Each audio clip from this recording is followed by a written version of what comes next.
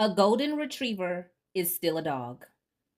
Listen, I'm going to say the uncomfortable part that a lot of you and probably even Christy doesn't want to hear. But I'm going to say it anyway because you need to hear it. Christy can easily divorce Desmond tomorrow and she's going to be fine. She's going to get snatched up by another man real quick. Okay. She's gorgeous. She's smart. She has a great personality. She's going to find another man, maybe even another man that's better than Desmond. Some actor or athlete or singer or rapper, somebody is going to snatch up Christy. Maybe even a white billionaire. But here's the uncomfortable truth. He's going to cheat on her too. Years ago, one of my guy friends told me, and at the time I didn't want to believe him because I was such a lover girl. Okay. I believed in the fairy tales. I believed in the happy endings. I didn't want to believe what this man was telling me, but he told me something. And honestly, he's been proven right as I go through life over and over and over again throughout the years. He hasn't been proven wrong about this one thing that he told me when I was in my mid to late 20s. He said to me, Portia, every man will cheat at some point in their life. We're going to cheat. The only thing that's going to make us not cheat is if we cheat and lose everything as a result of our cheating. By lose everything, he was referring to not just his wife, not just his kids, not just his home, but maybe even his job. If his cheating resulted in him losing his job, if his cheating resulted in him possibly losing his freedom and going to jail because something horrific happened, he's referring to stuff like that. You lose everything because of your cheating. He said that's the only thing that's going to make a man think twice about cheating. It doesn't matter how happy they are. It doesn't matter how much you sacrifice for them. It doesn't matter how much of a good woman you are. It doesn't matter how long you two have been together. He's going to cheat no matter what. My guy friend told me the only way that a man is going to not cheat is if he loses everything he loves as a result of it.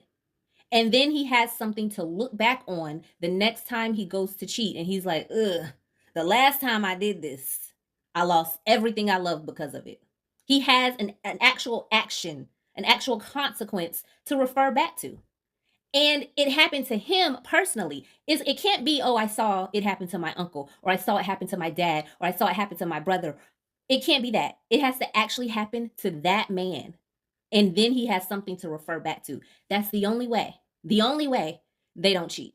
Now, my guy friend then went on to say, and you better make sure that he actually loves all these things that he lost. Because if he didn't love that woman and he really hated having those kids, and the house he was in really wasn't all that he wanted, and the job he had, it was just a job, but it wasn't his dream job, he's not going to care and he's going to cheat again. Now, mind you, my guy friend told me this right after telling me that he was cheating on his wife. I think the biggest mistake that a woman could ever make is thinking that a man is going to fulfill you. If you want fulfillment, go accomplish some goals. Set some goals for yourself, accomplish some goals, get a career, do something like that. That's the only thing that's truly going to fulfill you. By thinking that a man is going to give you unconditional love, that's a mistake. If you want unconditional love, have children or go get a dog. They're going to love you for life, unconditionally. As Shira7 says, and she's never been wrong, clearly, she's never been wrong. As she says, men are only meant for one thing and one thing only, and that's to be providers. That's it. They are a source of income. They are not the source of your happiness. They are not the source of your self-esteem. They are a source of income. I know for some men, that's going to hurt to hear. Sorry. But the truth be told, men love women who are mean to them. They love women that make it hard for them. They don't love the women that are easy for them. They don't love the women that don't make them chase and work for it.